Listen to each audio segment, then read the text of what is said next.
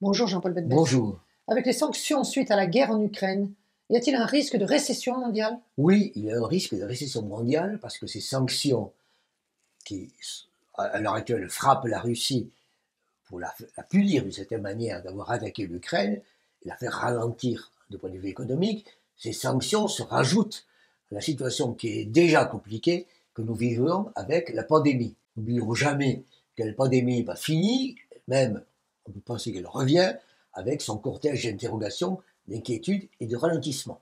Donc on a déjà un ralentissement économique qui est là. Arrive à ce moment-là la guerre d'Ukraine avec les sanctions, avec des interrogations parce que c'est la guerre, mais également avec des conséquences économiques extrêmement importantes qui se manifestent par les augmentations des prix. Augmentation des prix du gaz, augmentation des prix de l'électricité, augmentation des prix des matières premières, des minéraux et, presque plus important encore, le prix du blé, le prix des matières agricoles et alimentaires.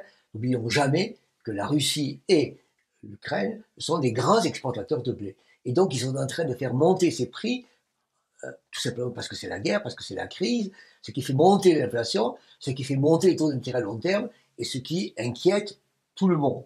Et nous sommes donc dans une période d'inquiétude Covid, d'inquiétude Ukraine, et de monter les taux d'intérêt à long terme, parce qu'il y a une montée qui peut être durable de l'inflation.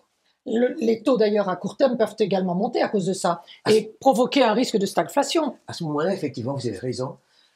Les taux d'intérêt à long terme se mettent à monter et donc mécaniquement, les banques centrales devraient monter les taux d'intérêt à court terme pour calmer le jeu. Et donc on est dans une situation où, comme il y a un ralentissement économique, comme il y a une montée de l'inflation, si en plus les taux d'intérêt à court terme se mettent à monter, nous sommes dans une crise qui s'appelle la stagflation, c'est-à-dire la stagnation de l'activité et l'inflation. Et si la banque centrale, si les banques centrales se mettent à monter les taux d'intérêt à court terme pour calmer l'inflation, elles risquent de détériorer encore la situation économique. Nous sommes donc dans une situation extrêmement compliquée.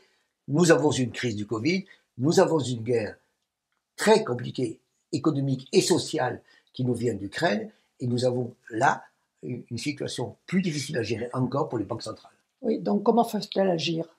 Fondamentalement, attendre. Si les banques centrales se mettent à agir et même surréagir en disant j'ai monté les taux d'intérêt, vous allez voir ce que vous allez voir, je vais lutter contre l'inflation, à ce moment-là, ceci sera extrêmement violent et pénible en Europe. Moins pénible aux États-Unis, mais très pénible en Europe, tout simplement parce que ça n'est pas le problème que nous avons aujourd'hui. Le problème que nous avons aujourd'hui, c'est le ralentissement économique, le risque de ralentissement économique, pas forcément le risque d'inflation qui pourrait s'atténuer. Fondamentalement, ne nous trompons pas, la crise est là, et ça n'est pas la peine de dire que c'est l'inflation. Non, c'est une crise économique, sociale et aujourd'hui guerrière, et c'est de ça dont il faut s'occuper.